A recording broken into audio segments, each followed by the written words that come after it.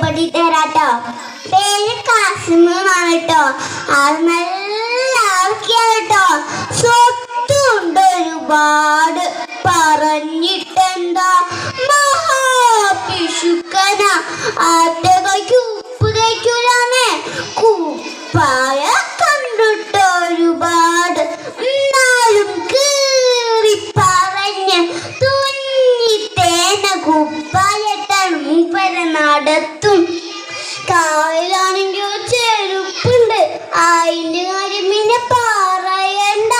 തേഞ്ഞു തേഞ്ഞു തീരാനായി. അതിന്റെ മുള്ളോ കൂട്ടരാണിയും. ചെരുപ്പ് തേഞ്ഞു പോകുമെന്ന് കരുതി ചെരുപ്പും തൂക്കി പിടിച്ച മൂപ്പര നടത്തും. ഒരു ദിവസേ കാസിമിനൊരു പൂതി, പള്ളിയിലേക്കൊന്ന് പോകണമെന്ന്. ചെരുപ്പും തൂക്കി കാസിം പള്ളിയിലേക്ക് നടന്നു. ചെരുപ്പ് പുറത്ത് വെച്ച് ഉള്ളിലേക്ക് നിസ്കരിക്കാൻ കയറി.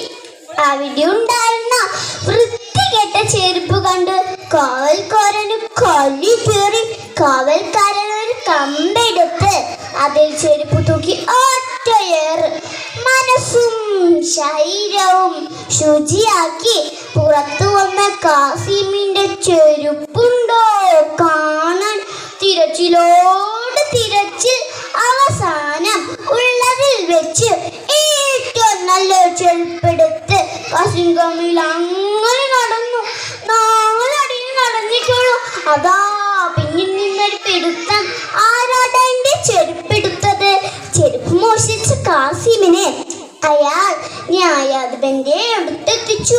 കിട്ടി. ചാട്ടവാർ കൊണ്ട് 50 അടി. പോരാത്തതിനോ വൃത്തികെട്ട ചെരുപ്പും തൂക്കി കാശ്മീര പുഴക്കരയിലെത്തി. ചെരുപ്പ് വലിച്ചെറിഞ്ഞു. വീണതോ ഒരു മൂക്കുവന്റെ വല കീറി. കിട്ടിയ മീനെല്ലാം പോയി. അവിടന്നും കിട്ടി കാസിം നല്ല ചൂട്ട പേട്ട. ചെരുപ്പും തൂക്കി കാസിം വീട്ടിലേക്ക് നടന്നു. വീടിന്റെ പിന്നാമ്പുറത്ത് ഒരു കുഴി കുഴിച്ചു. അതിൽ ചെരുപ്പ് മൂടി. അത് കണ്ട അയൽക്കാരന് സംശയം തോന്നി.